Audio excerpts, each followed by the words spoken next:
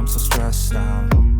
Everything just feels like a test that I fail, so depressed when I can't seem to get out. But something deep inside won't let me quit. I swear that I'm inspired by all this shit. Tell me that I can't and I won't. That's what guides me the most. Your lies, I'll do what I want. Gas in the middle of the sun, never leave. She's so bad, can't fade the bright. Hit the gas in the middle of the sun, never leave. She's so bad, can't fade the bright. Hit the gas in the middle of the sun, never leave. She's so bad, can't fade the bright. Hit the gas in the. Hi guys, Stingray Steve here, and today we're going to look at the Philodendron Crassinervium, and look what a beautiful plant I got. And while we're looking at it, we're going to talk about propagating it, and also tell you about the plant and why I think it's such a beautiful plant. Okay, and as you can see, the little red speckles over here and right here in the middle giant vein. We'll be talking about that too. Okay, so the Crassinervium is a native of southeast Brazil, and I got this plant on a trade, and I didn't know anything about it, but it only had like one leaf when I got it. It looked pretty terrible. But I did want it, and I did trade, and look at it now. This latest leaf here is about 1.5 feet long. It's really beautiful. Okay, so we'll talk about it now. And it's from the Baurissa section, and it's actually the type species in this Philodendron category.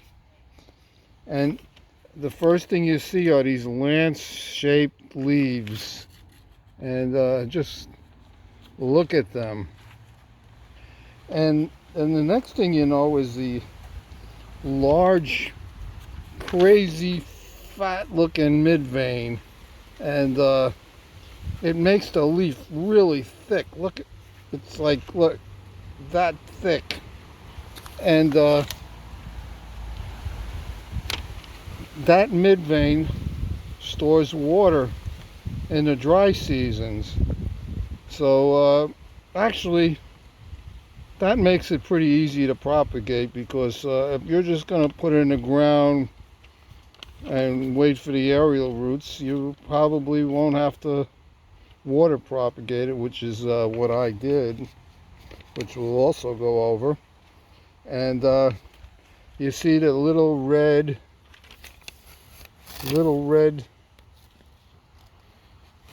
sap glands. They produce a clear sap,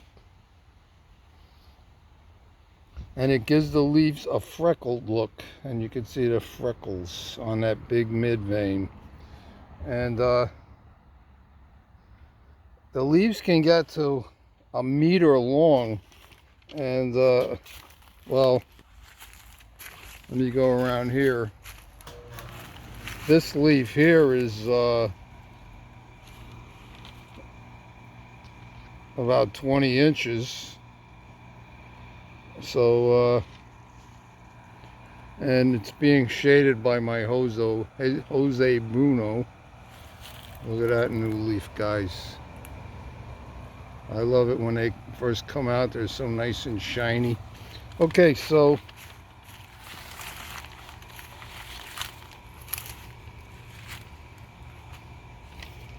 I also wanted to say it's a climber. So it will climb a moss pole, and the leaves will face up. You can see they're facing up. And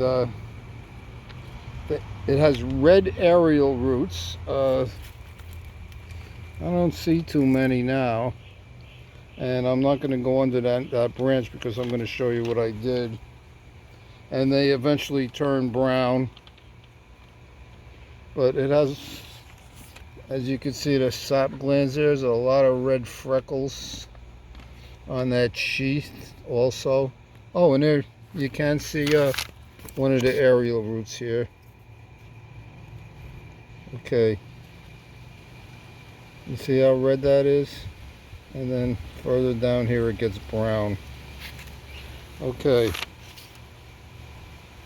And the spadix could be from 20 to 25 centimeters.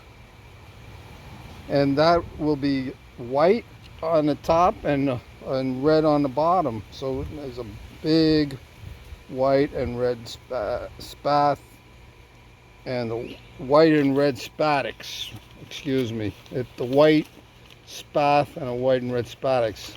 Okay, so this plant was getting a little long and I wanted to make another plant out of it, so I'll show you what I did.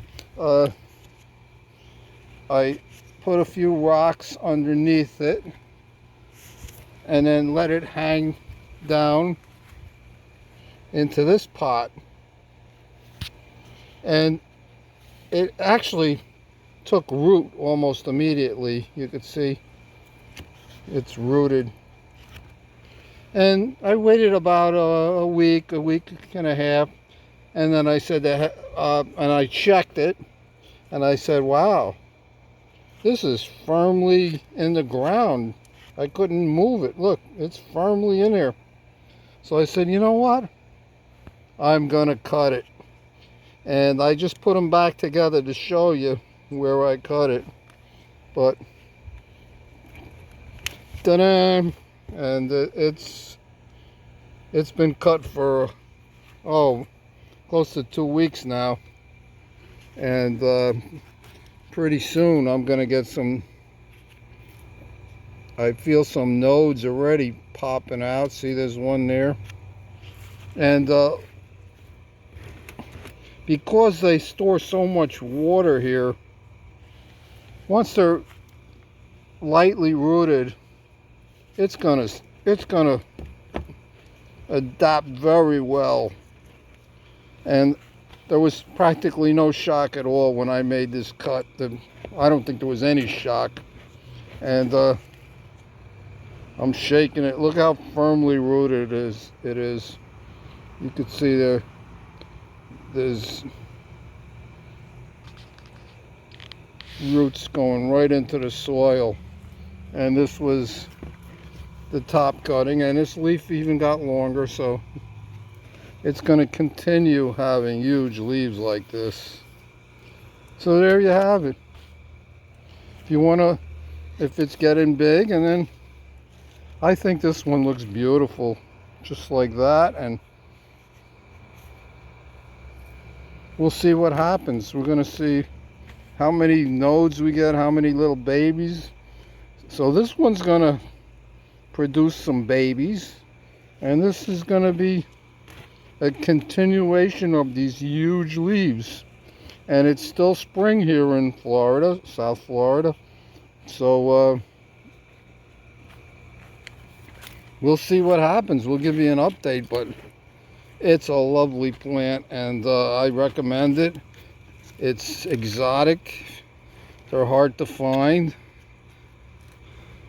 It's easy to propagate, but it's going to take a while till they get this big like mine. So I don't think you're going to find them that easily, but I do have 2 of them, and I'm happy I got it. So there you have it, guys. The Crassinervium. Did I say it right? If I didn't, let me know in the comments. Crassinervium. And look what a beautiful plant it is. And there it is. perfect cut, perfectly rooted. So I'm going to be doing more updates soon. I got an update I'm going to do on my Albo Monstera and my Thai constellation. So stay tuned, and we'll have that video in a few days. Bye guys.